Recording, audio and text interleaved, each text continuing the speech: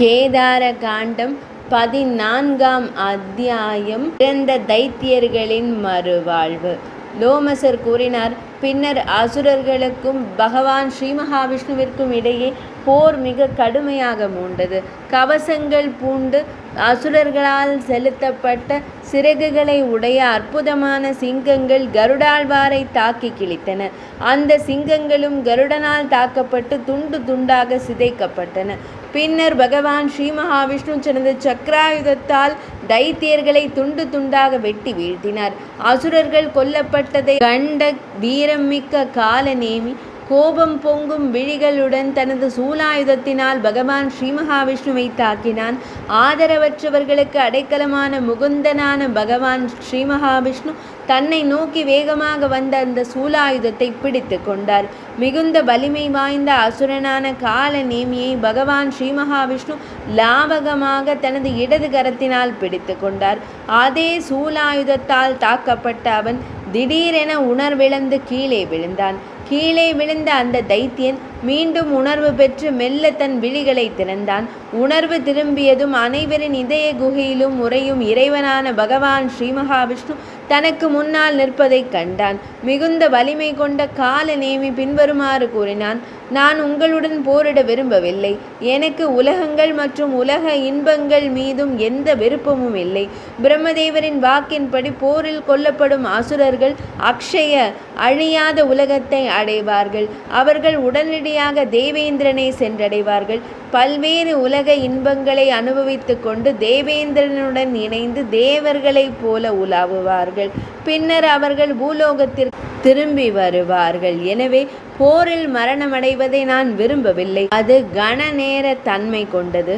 வீரமிக்க இறைவனே, எனது அடுத்த பிறவியில் பகைமை உணர்வின் காரணமாகவும் எனக்கு கைவல்ய முக்தி எனும் பெரும் பேற்றை அருள வேண்டும். அப்படியே ஆகட்டும் என்று கூறி மிகச்சிறந்த நன்மைகளை அருளும் பரம்பொருள் அந்த சிறந்த தைத்தியனை அசுரனை வீழ்த்தினார். தேவர்களுக்கு முன்பே அமிர்தத்தை வழங்கியிருந்த அந்த இறைவன் இப்போது அவர்களுக்கு அச்சமின்மையையும் அளித்து அவர்களை காப்பாற்றினார். ஈட்டி போன்ற கூர்மையான வலிமை கொண்டவனும் பெரும் தைத்தியனுமான காலநேமி வலிமை மிக்க இறைவனான பகவான் ஸ்ரீ மகாவிஷ்ணுவினால் கொல்லப்பட்டான். தேவர்கள் தங்கள் முட்கள் எதிரிகள் நீங்க பெற்றனர். தாமரை போன்ற விழிகளை உடைய அந்த இறைவனார் உடனடியாக மறைந்தார்.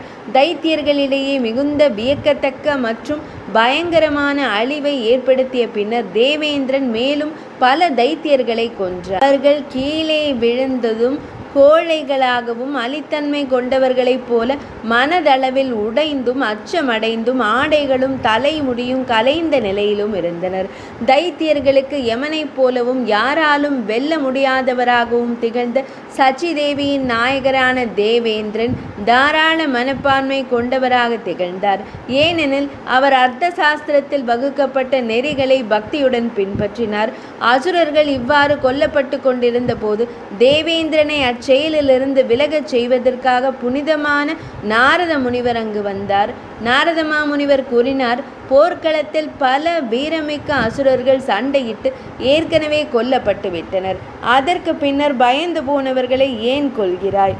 பயந்தவர்களையும் சரணடைந்தவர்களையும் கொல்பவர்கள் ஆணவமும் செருக்கும் கொண்டவர்கள். அவர்கள் பிராமணர்களை கொன்றவர்களுக்கு சமமானவர்களாக கருதப்பட வேண்டும். அவர்கள் பெரும் பாவங்களுக்கு ஆளாகிறார்கள். எனவே மனதால் கூட யாருக்கும் தீங்கிழைக்கலாகாது. உயர்ந்த உள்ளம் கொண்ட நாரதர் இவ்வாறு கூறியதும் தேவேந்திரன் உடனடியாக தேவர்களின் படைகளுடன் திரிவிஷ்டபத்திற்கு ஸ்வர்க்கத்திற்கு திரும்பினான். அப்போது தேவர்கள், யக்ஷர்கள், கந்தர்வர்கள் மற்றும் கிண்ணறர்கள் ஆகிய அனைத்து கூட்டத்தினரும் மகிழ்ச்சி அடைந்தனர். அவர்கள் தங்கள் நண்பர்களுடன் இணைந்து ஒருவருக்கொருவர் மகிழ்ச்சியை பகிர்ந்து கொண்டனர். பின்னர் அமராவதியில் தேவேந்திரன் சச்சி தேவியுடன் இணைந்து சிறந்த தேவ ரிஷிகள் மற்றும் பிராமண ரிஷிகளால் முடிசூட்டப்பட்டான்.